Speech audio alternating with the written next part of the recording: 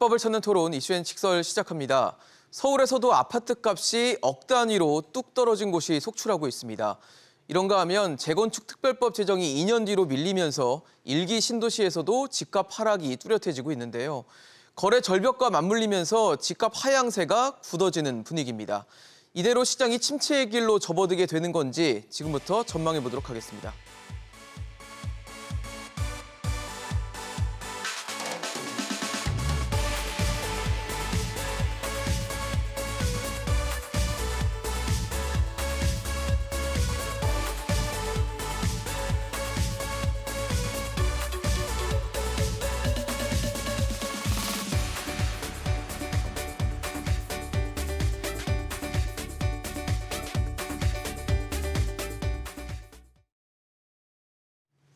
네, 오늘 함께해 주실 세 분 소개하겠습니다.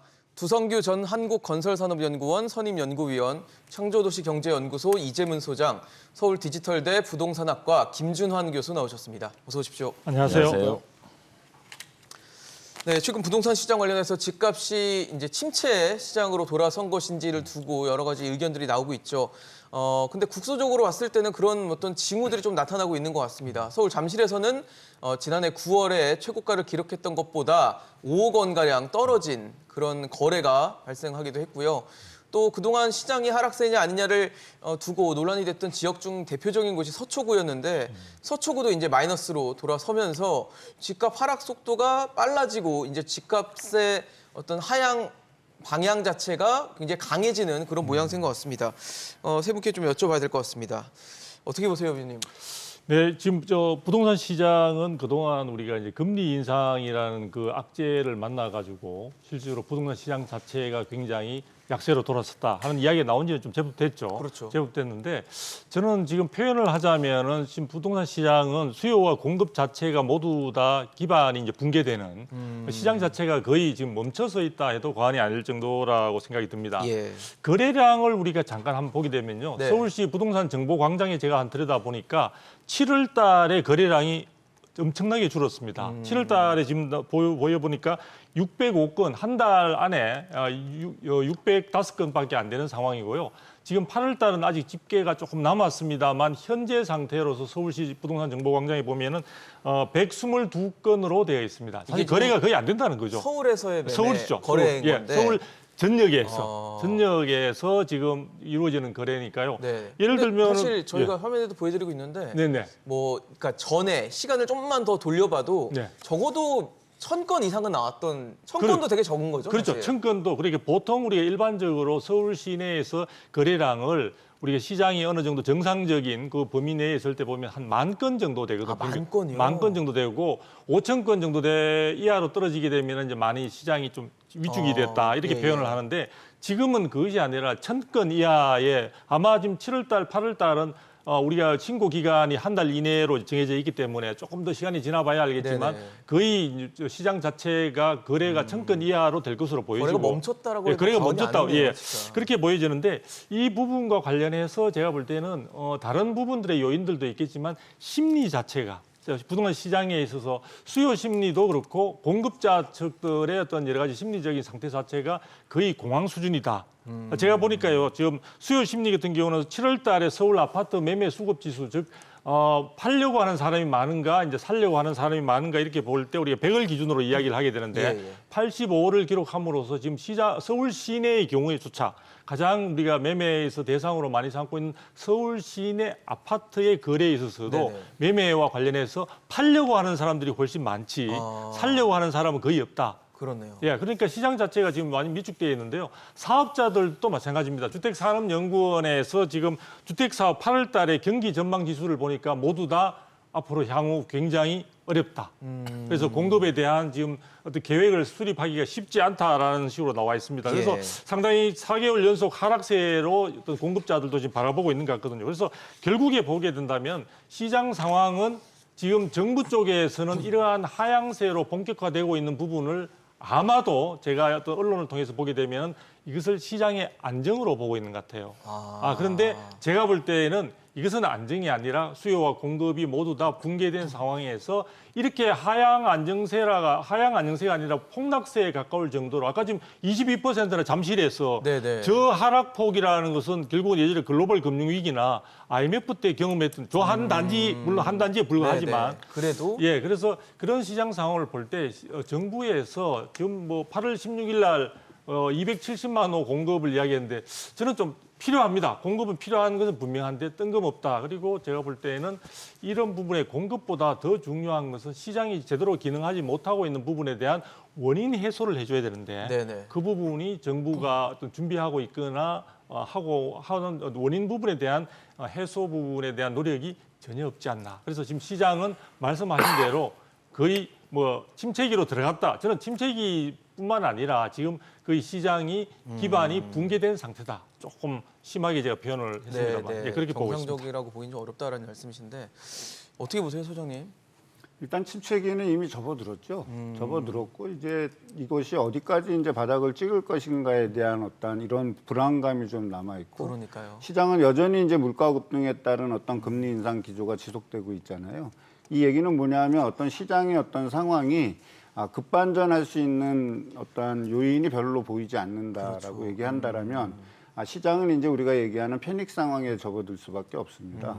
근데 패닉 상황에 접어들게 되면 이제 우리가 그동안 가졌던 부동산에 대한 생각이 이제 바뀌는 계기가 될 수 있다라는 거죠. 그래서 그동안은 무조건 사야겠다는 예, 그렇죠. 생각들이 그러니까 있었거든요. 그 전에 이제 얼마 전까지만 해도 네. 부동산 불패, 맞아요. 그죠? 네. 그 다음에 이제 강남 불패, 맞아요. 얼마 전까지 나왔던 서초 불패. 적어도 사면 그렇죠. 손해는 안 본다는 예. 게 있었어요. 근데 이제 지금은 내가 사면 이거 잘못되는 거 아니야? 맞아요. 그러니까 내가 손해를 보면 안 되니까 나는 이제 여기서 시장에 들어가지 말아야지라는 어떠한 이제 관망세가 이제 점점 짙어지게 되는 거죠. 그렇다면 이제 우리가 부동산에 대해서 긍정적으로 평가하거나 좋게 본다 그랬을 때 이제 공급 시그널이 이제 얼만큼 있느냐라고 이제 문제가 보여지는데 네. 얼마 전까지는 이제 언론의 어떤 주류적인 태도가 공급이 너무 부족하기 때문에 소비자가 원하는 곳에 이 주택을 공급해야 된다는 어떤 시그널이 이제 많이 왔었잖아요. 네네. 근데 이제 지금 이제 우리가 하반기 접어들고 벌써 이제 9월이 다가오니 그러니까요. 이제 9월 이후로부터 올해는 공급량이 미미하다라고 얘기했지만 내년 2023년 2월에는 강남구에 한 3,500세대가 그다음에 이제 8월에는 서초구에 한 3,000세대가 넘는 데다가 이제 둔촌 주공 사태가 이제 가까스로 봉합이 되면서 올 연말 아니면 내년 초에 일반 공급이 가능할 정도로 지금 사업이 진척된다라면 서울 자체가 내년에 상당한 공급 2만 호 가까운 물량들이 나올 수 물량이 있는. 이제 쏟아지게 된다 그러면 이것이 주택 가격의 상승에 대한 기폭제가 되는 것이 아니라 주택 가격의 하락의 추가적인 상승 이 기폭제가 될 수 그렇죠. 있다라는 겁니다. 그래서 이제 이런 부분들을 일부 소비자들은 이미 이제 예측을 하고 있기 때문에 예, 이제 예. 그런 것들로 인한 어떤 불안 요인을 정부가 좀 사전에 차단하거나 어떤 이런 시그널을 분명하게 주지 않는다라면 네네. 이제 지금 이제 우리가 작년 금리 인상하면서부터 이제 지금까지 거래량은 지속적으로 줄어들어 왔잖아요. 근데 이제 거래량이 줄어들면서 실거래 가격이 이제 조금씩 떨어지는 어떤 상황이 생겼는데 이제 오늘 우리 주제 중에 하나인 22% 가까운 이제 잠실의 거래량이 아파트 이제 가격이 폭락했는데 떨어지는. 거래량이 몇 건 안 되니까 우리가 이거는 아직 추세라고 할 수 없어. 네. 라는 이런 얘기들이 지금 또 그러니까요. 일부에서 하나의 나오고 케이스일 있죠. 뿐이지 그렇죠. 이게 예. 시장 전체는 아니야라는 네, 그렇죠. 이제 시선도 그것이 이제 있거든요. 거래량이 늘어나면서 가격이 떨어지게 된다라면 이제 이거는 추세가 될 수도 있는. 추세가 될 수 있다라는 겁니다.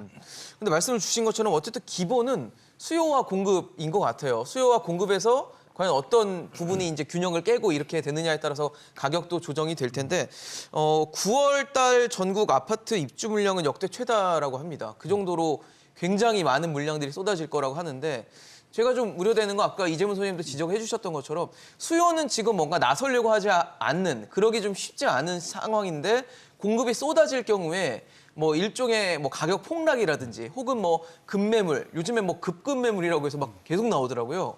이런 상황들이 연출이 될 수 있는 건지도 좀 여쭤보고 싶은데 김준환 교수님 어떻게 보세요? 공급이 일단 쏟아진다는 것 자체는 뭐 집을 찾는 분들한테는 호재가 될 수 있겠지만 가격적 측면에서는 분명히 또 하향 방향을 띌 수밖에 없는 상황들도 보일 것 같거든요.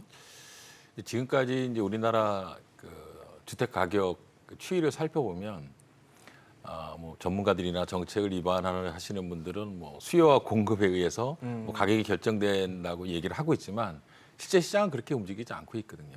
그래서 실제로는 어떤 시장 참여자의 기대 심리에 의해서 굉장히 좌우됩니다. 특히 이제 문재인 정부 때도 보면 그 준공 물량도 이렇게 작지가 않았어요, 기존 정부보다. 근데도 불구하고 가격은 계속 올랐거든요, 공급은. 그러니까 뭐냐면 문재인 정부 때는 이상하게 주택 가격이 상승할 것이라는 기대감이 굉장히 시장을 지배했죠. 네. 사면 오른다라는 그러다 생각도 보니까 있었던 사람들이 것 이제 조바심이 생겨서 계속 집을 사는 거예요. 그래서 이제 실제적으로 그러한 그 심리 때문에 문재인 정부에서 이제 가격이 폭등을 했는데 네. 사실 이 윤석열 정부에 와서 뭐 큰 정책이 있는 것도 아무것도 없잖아요. 단지 이제 금리만 좀 이제 올랐는데 그럼 금리가 오르면 주택 가격이 하락하나? 반드시 또 그렇지만도 않거든요. 이게 뭐 계속 중장기적으로 금리가 올라가는 게 아니라 뭐 단기적으로 마무리가 될 수 있는 부분이기 때문에. 근데 이제 지금 시장 상황은 어떠냐? 주택 가격이 상승하지 않고 이제 주택 가격이 이제 오를 만큼 올라서 이제 앞으로 떨어질 일만 남았다는 이제 하락에 대한 기대감이 시장을 지배하는 거예요. 그러니까 이제 결국은 이 매수자 우위의 시장이 완전히 됐는데 지금 시장 상황도 녹록지 않습니다. 수요 공급보다 제가 보기에는 우리 공급이 이제 저는 개인적으로 주택 공급은 어느 정도 이루어졌다고 보는데 단지 이제 새 주택에 대한 수요가 늘어난다는 거예요. 일본도 마찬가지입니다. 예, 그래서 이제 그러한 이제 새 주택에 대한 수요가 늘어나기 때문에 이제 시장이 지금까지 좀 상승 국면을 접어왔는데 전체적인 시장을 보면 인구도 감소를 이제 진입을 했고요. 네네. 그래서 제가 보기에 인구 감소가 일본 같은 경우도 이 인구 감소가 시작돼서 5년, 10년 후에는 주택 시장이 굉장히 가격이 하락하는 이런 상황이 벌어지고 있습니다. 그래서 지금 서울도 보면 주택 가격이 많이 이제 하락하는 지역이 보면 강북 지역. 그다음에 내가 이제 강남구인지 알았던 강남 서초구 주변, 강동구라든가 송파구. 완전한 강남구가 아니죠, 사실. 네네. 이런 지역들이 이제 하락이 굉장히 크게 나타나고 있습니다. 그렇네요. 노원, 강동, 지금 뭐 송파 이런 곳들이 좀 더 낙폭이 좀 큰. 그래서 모습을 저는 보여주고 이러한 그 주택 가격의 하락 추이는 최소 올해 내년 상반기까지는 가고요. 이게 이제 자칫 이제 시장 참여자들이 이러한 심리가 계속 가속화된다면 네네. 중장기적으로 가격이 하락 국면으로 진입할 가능성도 있다고 봅니다. 그리고 저는 개인적으로 이제서야 이제 이런 수요자들이 네네. 어떤 시장을 냉정하게 이제 인식하기 시작했기 때문에 네네. 이것이 이제 상승 국면으로 꺾이기는 제가 보기엔 윤석열 정부에서는 쉽지 않을 하향 것이라고 생각을 합니다. 예. 방향으로 갈 수밖에 없다는 예. 얘기신 건데 말씀 주신 것처럼 근데 공급과 수요가 뭐 네. 심리가 더 크게 지배한다고 해도 어쨌든 결정적으로 금리는 오르고 그러니까 이자 부담은 커지고 그다음 물가 오르니까 가처분 소득은 줄고 네. 거기에 공급이 만약에 쏟아진다면 네. 그거는 당연히 가격이 또 낮출 수 있는 요인이 되는 거 아닌가라는 네, 생각이 네. 들거든요. 네. 근데 지금 우리가 하나 좀 간과하고 있는 것은요. 제가 이제 지금 시장 수요와 공급이 거의 다 붕괴되는 상태다. 네네.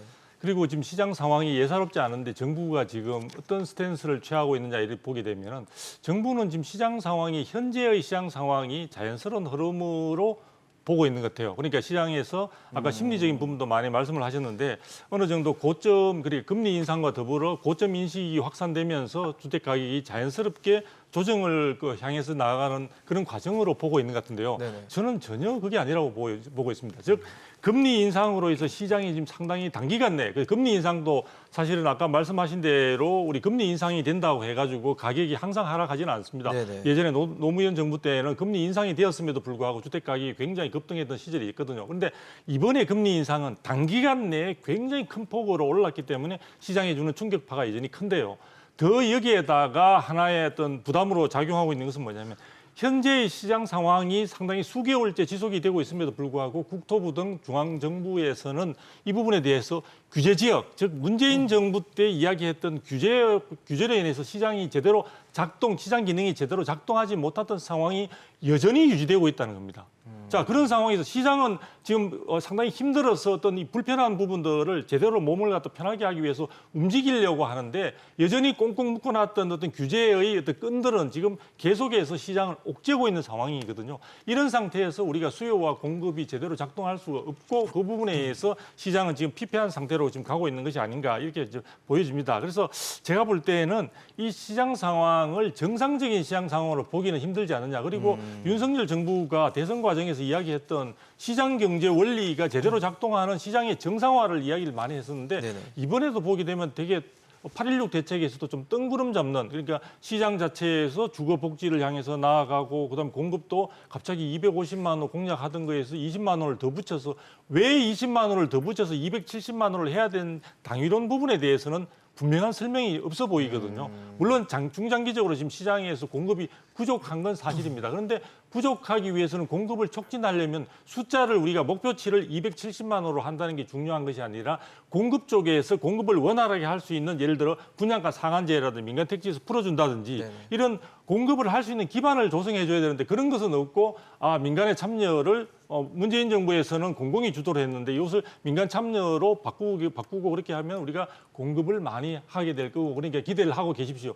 아니 지금 당장에 있어서 살기 힘들어 죽겠는데 뭔 기대를 하고 있으라는 얘기입니까? 그래서 제가 볼 때는 지금 제일 중요한 것은 지금 현상 그대로를 하나의 당연한 것으로 받아들이기보다는 시장 상황에서 금리의 인상 행진 외에도 시장을 현재와 같이 굉장히 참혹한 상황으로 만들고 있는 부분들이 과연 그동안의 집값 상승이 너무 많이 된 것에만 있는 것인지 그게 아니라 수요와 공급 측면에서 각각의 기능들을 할 수 있는 상황으로 되고 있지 못한 시장의 구조적인 문제가 있는 것인지를 정부가 판단을 해야 해보고 된다. 네. 그다음에 어떤 정책들을 갖다 하나씩 준비하는 것이 필요하지 않을까 싶습니다. 사실 이번 정부의 대책에서 많은 기대가 있었던 부분들이 아마 일기 신도시에 대한 얘기였었던 것 같아요. 사실 근데 모르겠습니다. 일기 신도시에 거주하시는 분들은 굉장히 실망감을 나타내는 그런 방향성이 나왔어요. 재정비 마스터 플랜 수립 시점 자체를 2024년, 그러니까 2년 뒤로 밀어놓으면서 뭐 반발하고 굉장히 실망한 분위기들이 뭐 이미 커뮤니티나 온라인상으로는 이미 표출이 되고 있는 상황이고 그런 상황에서 이제 뭐 매물은 늘어나는 것 같아요. 집을 이제 더 이상 못 견디겠다 내놓고 그다음에 뭐 가격도 크게 떨어진 거래들도 나오고 뭐 이런 상황들이 침체를 부추길 수 있는 상황은 아닌가라는 생각도 드는데 어떻게 보세요?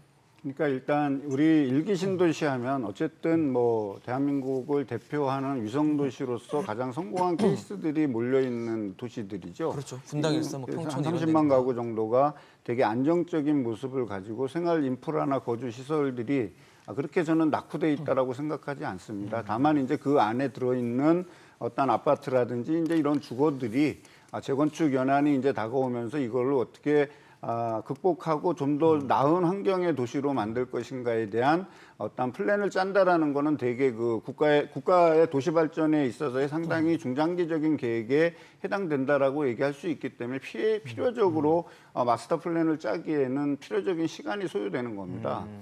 근데 제가 제일 문제는 이 재건축법을 일기 신도시법을 도입한다라고 얘기했을 때 저는 지속적으로 반대를 했고 네. 또 한 가지 우려스러운 게 뭐냐면 이 서울의 지금 안정적인 위성도시 5군데를 어떻게 지금 한국 경제가 가지고 있는 이 물리력을 가지고 동시에 개발할 수 있을지 답이 없거든요. 우리가 뭐냐면 우리가 잠시 잊어버리고 살지만 2000년대 들어오면서 서울에서 이 바람처럼 불었던 게 뉴타운입니다. 그러다 보니까 어느 뉴타운 지구 지역으로 지정된 것이 하나도 성공되지도 않고 뉴타운 법도 만들어지지 않은 상태에서 1차 뉴타운 지역 발표, 2차, 3차, 4차까지 발표되다가 서울시장 물러나고 그다음에 등장한 박원순 시장으로 인해서 다시 그것이 한 400몇 군데 정도가 지구 지정이 해제되고 하는 그런 혼란을 우리가 극단적인 혼란을 겪었거든요. 네네. 또 마찬가지로 용산도 그런 과정을 겪어갖고 아직도 그 용산 얘기가 나온 지 20년이 넘도록 맨날 저기 당군 일의 최대 사업이라고 하면서 쌓았다 모았다 하지만 실질적으로 한 발짝도 못 나간 어떤 우리는 이 사례를 가지고 있습니다. 근데 이것이 다시 이제 위성도시인 일기신도시로 확대돼서 이 일기신도시를 우리가 마스터 플랜을 해서 2024년까지 내놓을 거야. 근데 실질적으로 도시계획이 입안이 돼가지고 이거를 어떤 영향요소라든지 모든 거를 다 파악해서 하나의 마스터 플랜을 짜려 그러면 4, 5년도 부족하거든요. 그러니까 너무 도시에 대한 이 부분을 단편적으로 1, 2년 안에 마치 만들어낼 수 있는 어떤 돌격대가 만들어진 것도 아니고 이제 이렇게 만든다라는 접근 자체가 저는 매우 좀 불안해 보이는 거고요. 자, 그렇게 되면 만약에 재건축과 재개발에 대한 규제 완화를 통해서 일기 신도시 전체에 한 10만에서 몇만 가구를 증가시켰어. 네. 그럼 거기에 따르는 도시 배후 시설이라든지 어떤 인프라들은 어떻게 확충할 거야? 라는 어떤 이런 부분이 있기 때문에 이 5개 신도시 중에서 가장 재건축이 절실한 이 지역을 선정을 해서 그 지역에 대한 어떠한 시행착오를 겪어가면서 이 도시계획이 입안이 됐을 때 어떤 뭐라 그럴까 완성도가 좀 높아지는데 네네. 일단 그런 학습 효과가 없습니다. 그리고 이번에 8.16 대책 같은 경우는 되게 좀 실망스러운 게 네네. 국민에게 설문을 물어봤다라고 얘기하지만 그 국민이 1,000명밖에 안 되는 거예요. 자, 윤석열 정부 5년 동안에 마스터 플랜이라고 얘기할 수 있는 8.16 공급 대책이 어떻게 보면 윤석열 정부 5년 동안을 끌고 갈 수 있는 정책의 근간이지 않습니까? 이 정책의 근간을 끌고 나가기 위한 분석이, 네네. 기초 분석이 국민 1,000명하고 빅데이터를 했다라는 거죠. 그렇다면 지금 이제 인수위 단계에서부터 지금까지 벌써 정부가 거의 꽤 많은 기간을 지금 끌고 오는 거 아닙니까? 한 6개월 가까이 지금 끌고 왔다라면 그 6개월 동안에 국민에 대한 내가 공약을 내세운 이 공약에 대한 국민의 어떠한 의견들을 충분히 수렴했느냐에 대한 본질적인 좀 의문이 있고요. 그리고 이번 그 정책에서 3기 신도시에 대한 얘기는 2줄인가 3줄밖에 없거든요. 2024년까지 마스터 플랜을 짜가지고 이거를 발표하겠다라고 얘기하면 이게 국토부가 국민을 상대로 세미나를 한 거지 정부가 정책을 발표한 건 아니잖아요. 네네. 그러니까 이런 부분들이 좀 보완이 되면 좋겠다라는 생각을 하는데 대통령은 100일 그 취임식에서 뭐라고 얘기했냐면 부동산 가격이 이게 됐다라고까지 얘기가 나오다 보니 네. 조금 이런 부분들이 좀 더 다듬어지고 좀 보완이 돼야 되지 않을까 이렇게 생각을 합니다. 네. 윤석열 대통령도 일기 마스터 플랜 뭐 5년 정도 걸리는 걸 최대한 단축했다라고 하면서 국민에게 제대로 설명되지 못한 부분이 있는 것 같다라고 얘기는 했어요. 근데 글쎄요, 뭐 일기 신도시에는 불만이 있지만 국가적으로 봤을 때도 또 어떻게 봐야 될지도 궁금한 부분이기도 합니다. 제가 보기에는 설명이 제대로 안 된 게 아니라 네네. 일단 정책을 위반하는 윤석열 정부에서 계획 자체가 지금 정확히 세워지지 않은 것 같아요. 실제로 아까도 말씀하셨지만 2024년까지 뭐 마스터 플랜을 세운다 이렇게 얘기를 하는데 이것은 이제 실제로 얘기하면은 민간이 주도해서 리모델링으로 해서 분당 같은 경우에는 하기로 이제 지금까지 거의 가닥에 잡혀 있는 것을 갑자기 그냥 정부가 주도를 해서 재건축을 하겠다. 그래서 민간 뭐 리모델링 하니까 사업성이 안 좋으니까 뻔하죠. 뭐 그러니까 용적률을 상향해서 재건축을 해서 사업 돈을 안 들이고 집을 지어주게 하겠다 이렇게 헛된 어떤 기대감을 준 거예요. 실제로 제가 보기에는 일기 신도시 같은 경우는 민간에 대부분 맡기는 게 맞다고 보거든요. 근데 이제 이러한 헛된 여러 가지 꿈을 줬는데 네네. 실제로 전혀 이제 계획이 없는 상태에서 했는데 이번에 이제 국토부 장관도 얘기하는 거 보면은 뭐가 뭔지 도대체 알 수가 없어요. 그러니까 본인들도 모르는데 어떻게 하겠냐 이겁니다. 그리고 지금 윤석열 정부에서 가장 큰 문제는 네네. 이것도 마찬가지로 이제 뭐 촉진 특별법을 만들어야 되는데 네네. 이 법개정 사항이에요. 국회를 거쳐야 되죠. 국회에서 이걸 해주겠냐 이거예요. 뭐 종부세도 뒤에 얘기 나올지 모르겠지만 네네. 종부세도 마찬가지예요.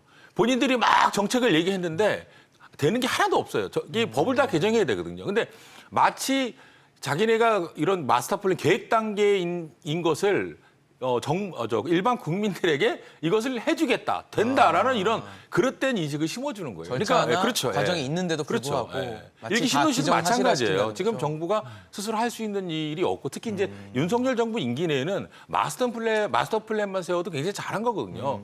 근데 마치 뭐 임기 내 일기 신도시가 재탄생한다 이런 뭐 신문 기사 헤드라인이 뜰 정도로 나온다는 거는 정말 이거는 상식 이하의 얘기입니다. 그래서 제가 보기에는 일기 신도시 부분에 대해서도 네네. 좀 보다 세밀하게 처음부터 다시 재검토하는 게 필요하지 않나 이렇게 생각을 합니다. 제가 좀 보충 설명을 네네. 좋습니다. 지금 이제 사실 일기 신도시 부분은 굉장히 지금 벌써 재건축을 할 수 있는 이제 30년이 연한이 도래가 되는. 돼버렸죠. 네네.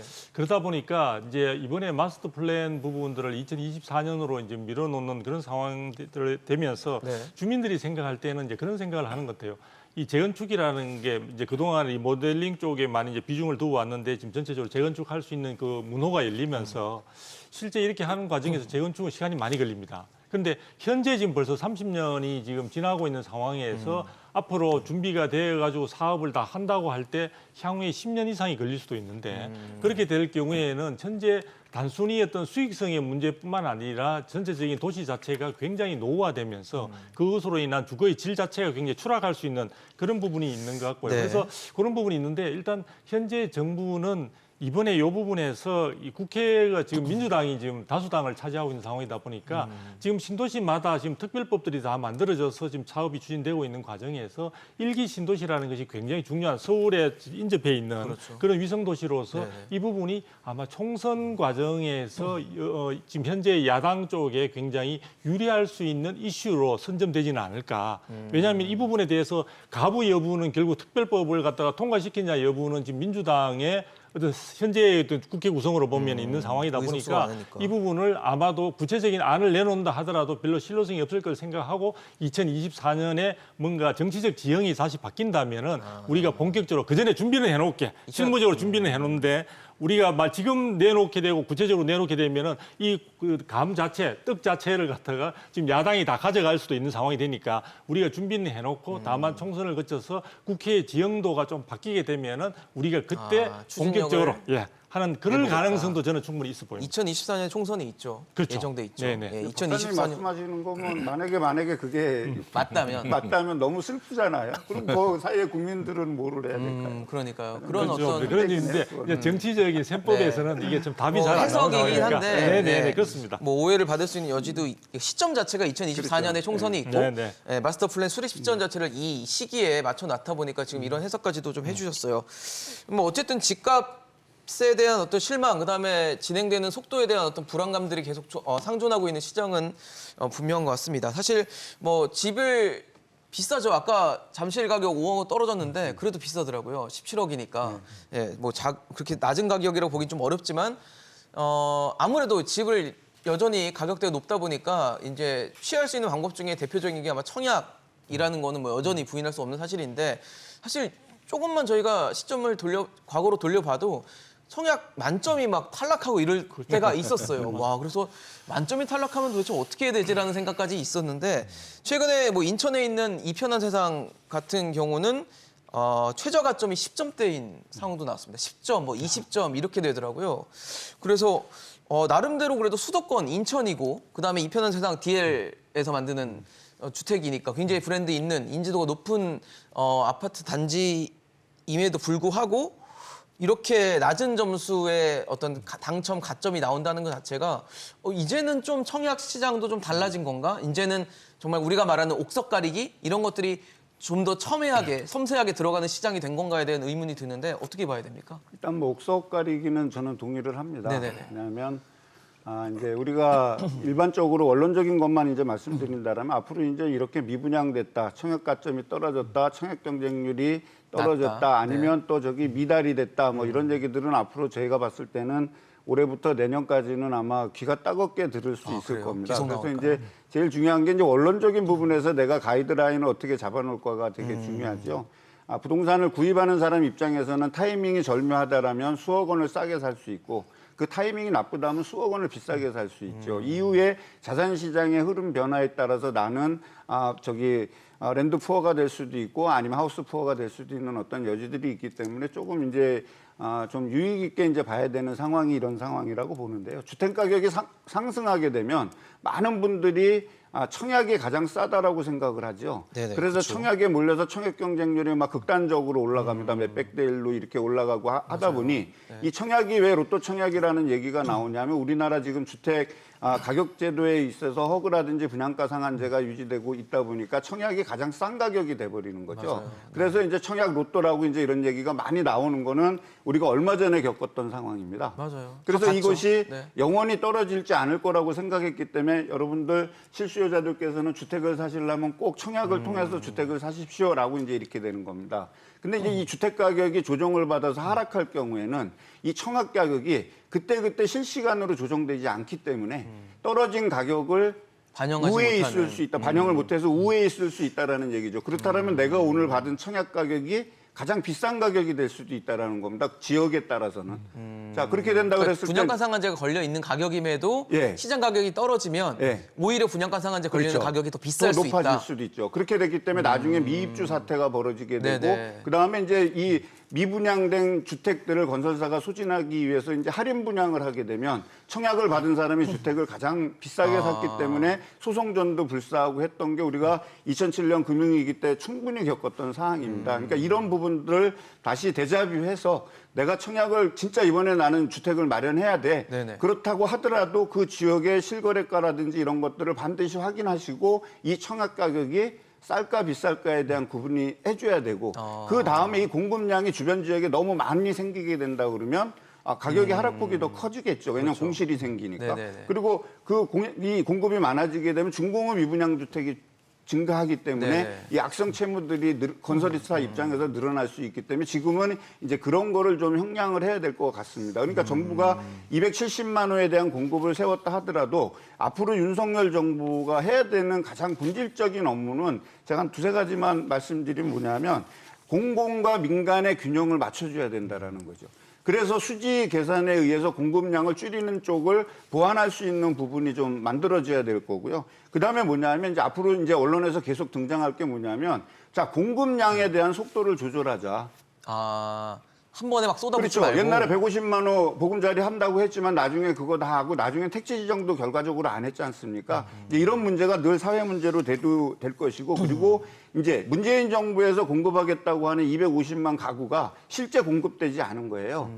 그러니까 인허가를 받고 사업 시행 인가를 받은 거하고 내가 실제 입주하는 거는 틀린 거거든요. 시점이 차이가 그렇다면 나죠. 앞으로 입주량이 계속 지속적으로 증가가 되게 되면 이제 미분양에 대한 대책이라든지 중공업 미분양 또 건설사 규제 방안이라든지 이런 것들이 나올 수 있는 여지가 충분하기 때문에 이제 이런 것들을 관전 포인트로 잡아서 내가 청약을 받더라도 가이드라인을 이 정도만 잡아준다 하더라면 내가 피해를 좀 더 최소화할 수 있는 방안이 되지 않을까 이렇게 생각을 합니다. 사실 그동안은 청약에 도전하는 건 되게 당연하다고 생각이 되고 당첨이 되는 게 굉장히 어렵다는 생각이 있었는데 지금은 이제 도전하고 접근하는 것에도 전략이 좀 필요한 시장인가라는 의문이 드는데 어떻게 보세요? 그 청약 가점 만점이 82점인가를 알고 84 있는데 점입니다. 84점. 네네. 근데 보통 한참 열기가 뜨거울 때는 70점대 중반이 돼야 이제 뭐 맞아요. 이렇게 최소 됐는데 그 정도는 돼야 된다는 얘기가 이게 있었고요. 이제 뭐 10점대가 있다는 거는 네. 뭐 실제로 그냥 아무나 뭐 10점대 시간 진짜 되시는 낮은 분이 그냥 점수거든요. 아무나 네. 할 수 있다. 그러니까 마음만 먹으면 아무나 이제 청약 신청을 해서 뭐 분양을 내 집을 이제 분양받을 수 있다라는 심지어 얘기입니다. 경쟁률도 네. 1대 1에 거의 육박하는 숫자입니다. 그러니까 1.29 이거 역으로 되니까. 얘기하면 관심이 없다라는 얘기예요. 관심이 없고 그렇죠. 결국 이게 이제 계약률로 보면 이 미계약이 굉장히 많아질 거거든요. 그럼 굉장히 미분양이 늘어난다는 얘기입니다. 예, 그래서 실제로 지금 상황에서 지금 이게 이제 인천 지역인 것 같은데 네네. 인천 지역이 보면은 이제 송도라든가 이미 가격이 막 아파트 가격이 굉장히 올라와 급락하고 있어요. 예, 그리고 보면은 이걸 봤을 때 이제 이 브랜드가 굉장히 또 좋습니다. 뭐라고 얘기하지 못하겠지만 네네. 그렇다면은 인천 지역에서는 제가 보기에는 올해 분양 시장은 굉장히 좀 암울하다 이렇게 얘기할 수 있겠고요.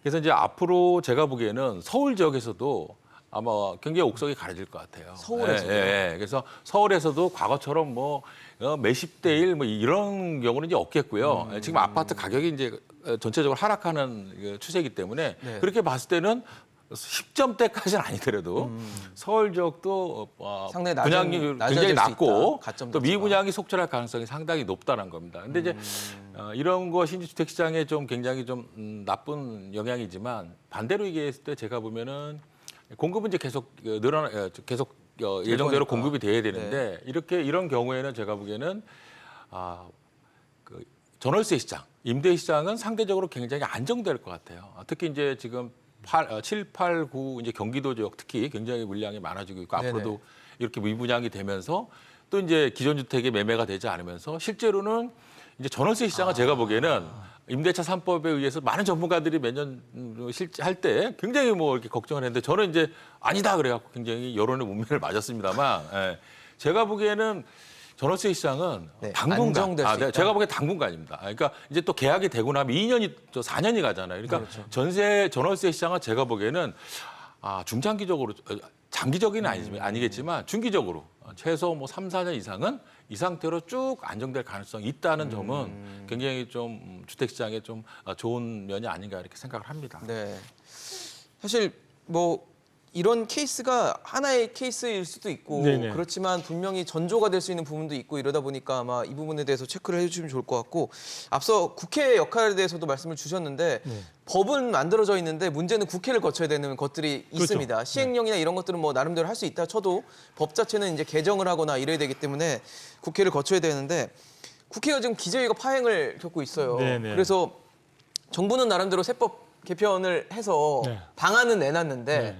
이게 지금 통과가 좀 어려워지는, 통과가 더뎌지는 그렇죠. 이런 상황들이 있어서 뭐 1주택자에 대한 어떤 종부세 부담을 줄여주는 뭐 공제 금액을 올려주는 거라든지 그렇죠. 일시적 2주택자에 대한 혜택을 좀 네. 주는 그런 부분들이 지금 통과가 좀 쉽지 않아져서 예. 청구는 만들었는데 국회 어떤 여야의 이권 싸움에 결국은 국민들이 피해를 보는 건 아닌가라는 걱정이 그렇죠. 되거든요. 8월 중에 입법 절차에 들어갔어야 되지 않나. 그렇게 해야만이 이제 앞으로 종부세가 이제 부과되는 게 11월 말부터 12월 초에 이제 부과가 되는 그런 과정들에서 그러니까요. 충분히 사전에 시간적 여유를 가지고 제대로 할 수 있는데 지금 봐서는 지금 국민들한테 이제 기대감은 엄청 좋습니다. 말씀하신 대로 1가구 1주택 같은 경우에는 기본 공제 자체가 이제 14억으로 올해 한해습니다. 네네. 올해 한해서만 11억 원에서 14억 으로. 14억 원으로 이제 내년에는 12억 원으로 다시 돌아가게 되는데요. 네네. 그래서 그렇게 올려주고 일시적 2주택자에 대해서도 뭐 1주택자와 동일한 혜택을 부여한다든지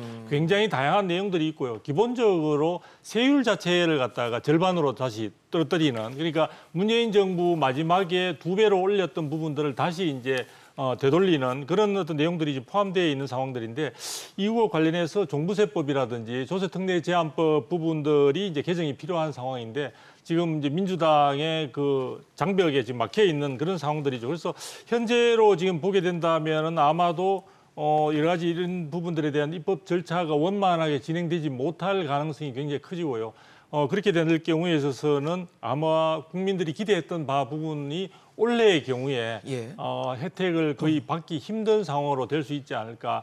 물론 그래요? 이제 그 부분에 있어서 여러 가지 뭐 현실화율을 좀 조정을 한다든지 예. 뭐 등등의 그런 것들이 있을 수 있습니다만 공정시장 가액 비율을 갖다가 뭐 올해 한해서 특별하게 그러니까 시행령 등으로 이제 정부가 할 수 있는 부분들이 일부 있을 수 있겠습니다만 그런 부분 가지고 국민들이 가지고 있었던 그 기대감에 충족할 수 있는 네. 그런 부분들의 해법을 내놓기는 힘들 것이다. 그래서 제가 볼 때는 또 종부세 자체에 대해서도 또 하나 더 말씀드리고 싶은 것은 사실 이에 민주당이 반발을 많이 할 것으로 생각되는 이유 중에 하나가 네.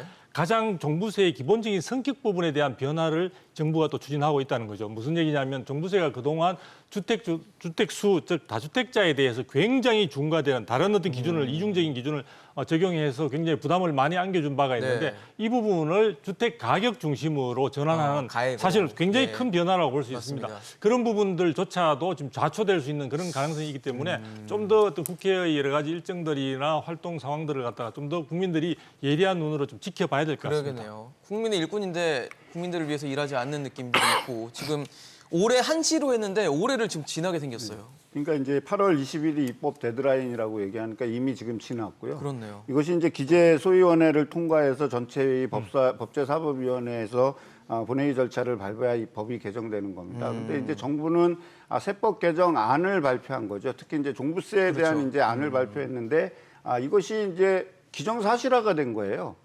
그게 뭐냐면 이게 바로 지금 당장이라도 시행될 것 같은 이런 분위기를 다 만들어 놓은 거죠. 그렇죠. 방안일 뿐인데. 네, 안일 뿐인데 이 국민들은 안은 그렇게 이해하고 그렇죠. 계실 수 그 있어요. 안은 국회에 가서 국회의원들끼리 의논이 돼야 논의를 해야 된다라는 돼요, 거죠. 또. 근데 네. 소수당인 국민의힘이 다수당을 상대로 해가지고 그 다수당의 어떤 국회의원들이라든지 이 사람들의 과거에 어떤 정책을 폈는지 이런 거에 대한 전혀 자고우면을 하지 않고 거의 혁명적에 가까운 이 세법 개정안을 내놓고 야 우리는 이게 지금 현재 집권을 했으니까 이거를 국회가 왜 통과 안 시켜줘 해가지고서 국회에 다수당의 민주당한테 여론몰이를 지금 하는 저는 그 상황이라고 보는 거예요. 이거는 저는 객관적으로 봤을 때 과연 우리가 이 사회적인 합의 또는 윤석열 정부가 추구하는 공정과 상식 그리고 협치 이런 것이 되지 않는다면 우리는 이 국회를 지금 어떻게 해야 되는가라는 이제 부분이 있잖아요. 근데 모든 법에 대한 입법권은 국회가 가지고 있는 겁니다. 국회의 고유 권한이니까 네. 우리가 여론을 어떻게 만들고 뭐를 만들었다 하더라도 국회에서 이거를 논의할 수 있는 장이 만들어져야 되는데 어떻게 보면 사실 국회가 지금 밥그릇 싸움하고 있는 거 아닙니까? 그렇죠. 이것이 지금 입법 데드라인을 넘기게 된 가장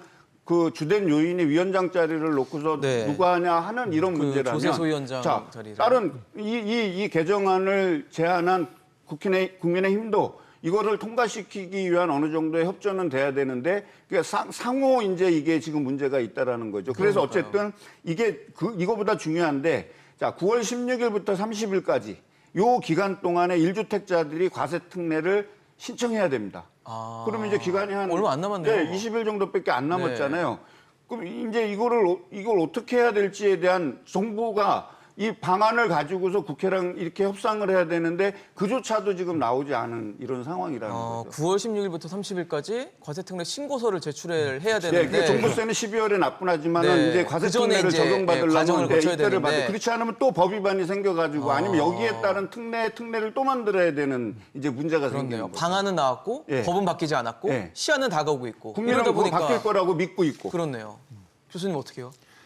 이제 지금 이번 정부 좀 지적하신 대로 이런 문제도 있는데 이 개편안이 내용면에서 보면 1주택자에 비해서 다주택자의 감면 그 비율이 네네. 7배에서 10배 정도 많습니다. 지금은 이제 국민들이 관심이 없죠. 그러니까 이제 뭐 이렇게 반응이 없는 건데 이게 만약에 이런 한번 시행된 부동산세가 개편될 때는 네. 굉장한 저항감에 부딪힐 수 있습니다. 이게 그렇게 쉽지가 않아요. 소수 이제 뭐 몇 프로 사람들을 위해서 그 사람들은 뭐 7배에서 10배를 깎아주고 내가 집 하나 달라 있는 사람은 그냥 뭐 얼마 깎아지지도 않습니다. 실제로 보면. 이건 이제 실제적으로 알게 됐을 때 저항. 그다음 두 번째는 말씀하신 대로 이 정부 윤석열 정부 혼자서 할 수 있는 일이 아무것도 없어요. 제가 말씀드리지만 예.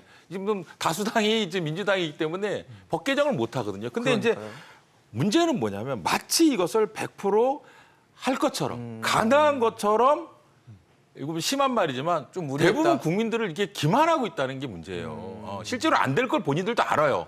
그리고 촉박되게 지금 시간도 없는데 결국 이제 이것이 이제 안 되면은 민주당 탓이다 이렇게 끝낼 거란 말이에요. 희망으로 보낼 수도 있겠네요. 되지도 않을. 그래서 이제 이런 문제를 정말 이런 윤석열 정부에서는 이것을 정치적으로 이용하기보다는 네. 이런 여러 가지 제도를 개혁하려면 뭔가 현실적으로 충분히 검토하고 또 야당과 협의를 해서 실제로 법 개정을 전제로 한 이런 정책을 국민들한테 또 제시하고 네. 이해를 구하고 그리고 이제 설명하고. 그다음에 네. 그 공약이랑 다를 수가 있잖아요. 그런 부분을 이해시키고 설득해야 네. 되는데 그러니까요. 그냥 공약 그대로 가져간다는 게 가장 문제인 것 같습니다. 알겠습니다. 지금 뭐 시장에서는 집값 하향세 또 침체 국면으로 접어들었다라는 해석이 나오고 있고 국회는 굉장히 혼란을 겪고 있습니다. 이런 상황에서 내 집 마련을 위해서 국민들이 애쓰고 있는 부분들도 있는데 과연 국민들의 목소리를 국회는 그리고 또 정부는 듣고 있는 겁니까? 한번 이 질문에 답을 주시기 바랍니다. 오늘 두성규 전 위원, 이재문 소장, 김준환 교수와 함께했습니다. 이슈 앤 잭스로 오늘 준비한 소식은 여기까지입니다. 지금까지 함께해 주신 여러분 고맙습니다.